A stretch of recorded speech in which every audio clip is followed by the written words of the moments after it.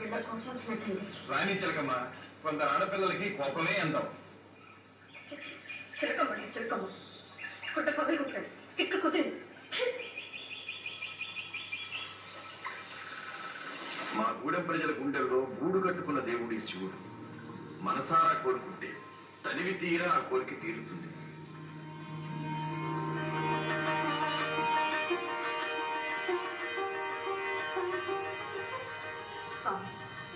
అందరి కోరికలు తీరుస్తావు కదా, నాదొక చిన్న సందేహం. చెప్పు పాలా.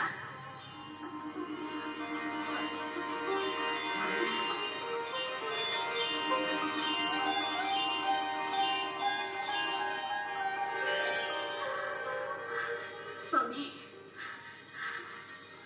స్వామి, ఆ రామ ఉద్దేశం ఏమిటో తెలియడం లేదు స్వామి.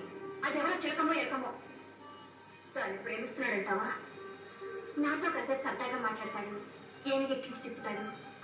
ఆ చిలకం రాగానే నన్ను దించేసి దాన్ని ఎక్కించి వెళ్ళిపోతాడు. అసలు అతని మనసులో మాట తెలుసుకొని ఎలా స్వామి? అవును, రాముని గురించి ఇంతగా అడుగుతున్నావు, అతన్ని ప్రేమిస్తున్నావా? ప్రేమ ప్రేమ అంటే అదే అదే అదే ఒక రకమైన ఇది. ఇది అంటే అదే బాలా, ఆ ఇది ఈ అది అంతా ఒకటే, అదే ప్రేమ అంటారు. అదేనా? అయితే నేను రాముడు ప్రేమిస్తున్నానా? రాము మన ఆడపిల్లతో మాట్లాడితే నీ కోపం తెచ్చుకుంటున్నా అంటే దాని కారణం ప్రేమే. కానీ రాము నన్ను ప్రేమిస్తున్నాడు లేదో తెలియటమే స్వామి. అసలు నువ్వే అతని మనసు నాకు తెలుసుకోగలరా? నాతో పరేస్తాడు, మూడో కంటేస్తా.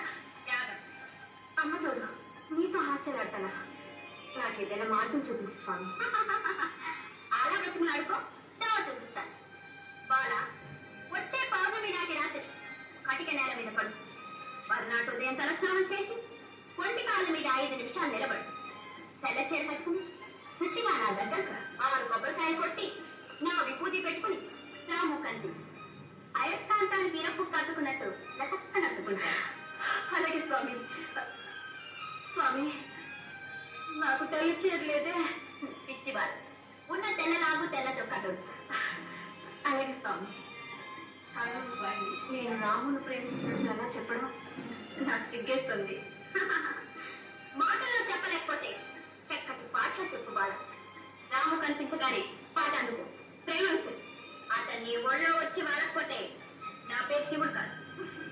అలాగే స్వామి. వస్తాను.